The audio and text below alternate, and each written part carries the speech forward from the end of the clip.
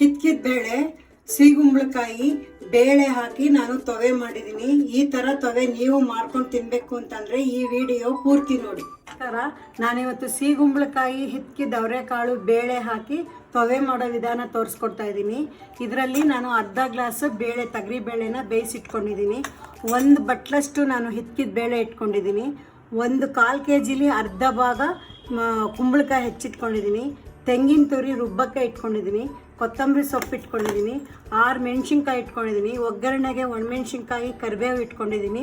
ಜೀರಿಗೆ 1 ಸ್ಪೂನಷ್ಟು ಇಟ್ಕೊಂಡಿದ್ದೀನಿ. ಒಲೆ ಮೇಲೆ ಬಾಣಲೆ ಇಟ್ಟಿದ್ದೀನಿ. 1-2 ಸ್ಪೂನಷ್ಟು ಎಣ್ಣೆ ಹಾಕ್ತಾಯಿದ್ದೀನಿ.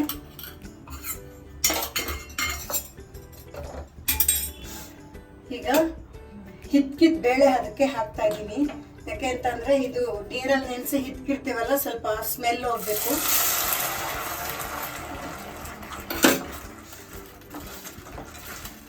ವಾಸನೆ ಆಗುತ್ತೆ, ಸ್ವಲ್ಪ ಹುರ್ಕೋಬೇಕು. ಈಗ ಸ್ವಲ್ಪ ಇದಕ್ಕೆ ಅರಿಶಿನ ಹಾಕ್ತೀನಿ. ತೊವೆಗೆ ಅರಿಶಿನ ಹಾಕಿದ್ರೆ ಟೇಸ್ಟ್.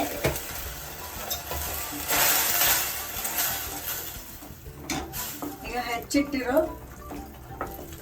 ಕುಂಬಳಕಾಯಿ, ಸಿಹಿ ಕುಂಬಳಕಾಯಿ ಹಾಕ್ತಾ ಇದ್ದೀನಿ.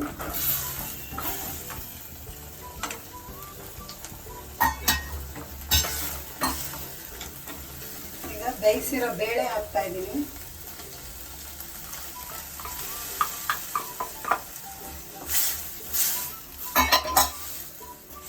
ಇವಾಗ 1 ಗ್ಲಾಸಷ್ಟು ನೀರು ಹಾಕ್ತಾ ಇದ್ದೀನಿ. ನೀರು ಹಾಕಿ ಪ್ಲೇಟ್ ಮುಚ್ಚಿ 5 ನಿಮಿಷ ಬಿಡಬೇಕು.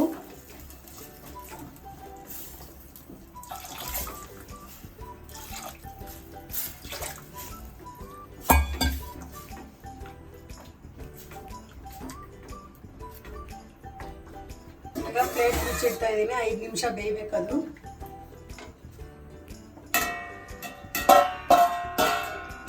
ಅಷ್ಟರಲ್ಲಿ ಇದನ್ನ ರುಬ್ಗಮಣ. ಜೀರಿಗೆ ಹಾಕ್ತಾ ಇದ್ದೀನಿ.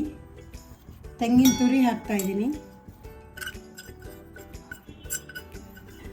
ಹಸಿರು ಮೆಣಸಿನ್ಕಾಯಿ ಹಾಕ್ತಾ ಇದ್ದೀನಿ.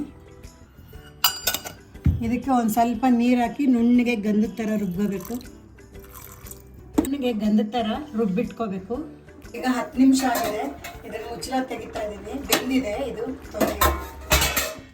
ಈಗ ರುಬ್ಬಿರೋದು ಇದಕ್ಕೆ ಹಾಕ್ತಾ ಇದ್ದೀನಿ.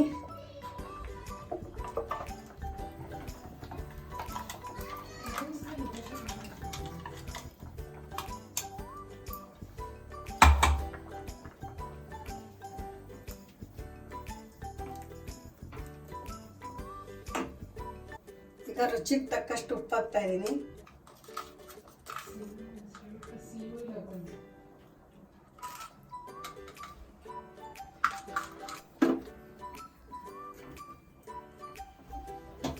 ಚೆನ್ನಾಗಿ ಕುದಿಬೇಕೀಗ.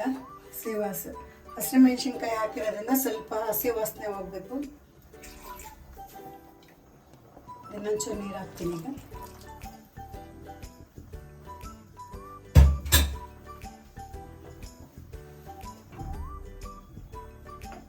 ಈಗ ಕೊತ್ತಂಬರಿ ಸೊಪ್ಪು ಹಾಕ್ತೀನಿ ಮೇಲೆ.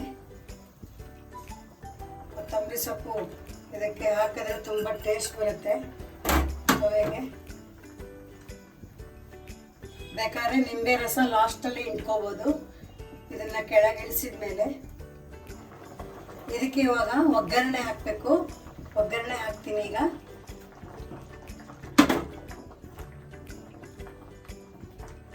ಒಗ್ಗರಣೆ ಮಾಡ್ಕೊಳ್ಳೋಣ.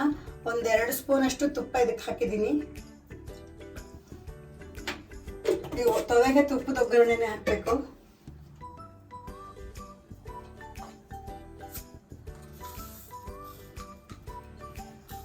ಅರ್ಧ ಸ್ಪೂನಷ್ಟು ಸಾಸಿವೆ ಹಾಕಿದ್ದೀನಿ. ಸಾಸಿವೆ ಸಿಡಿದ್ಮೇಲೆ ಕರಿಬೇವು, ಒಣಮೆಣಸಿನ್ಕಾಯಿ ಹಾಕಬೇಕು.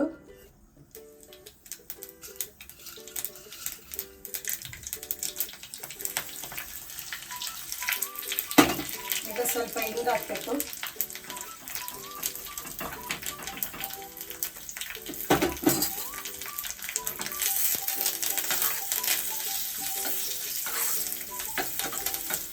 ಒಗ್ಗರಣೆ ರೆಡಿಯಾಗಿದೆ. ಅದ್ರ ಜೊತೆಗೆ ಹಾಕೋಣ. ತೊವೆ ರೆಡಿಯಾಗಿದೆ. ಒಗ್ಗರಣೆನ ಇದಕ್ಕೆ ಹಾಕ್ತಾ ಇದ್ದೀನಿ. ಇದಕ್ಕೆ ತುಪ್ಪ ಹಾಕಬೇಕು. ತುಪ್ಪ ಹಾಕಿದ್ರೇ ಟೇಸ್ಟ್ ಬರೋದು.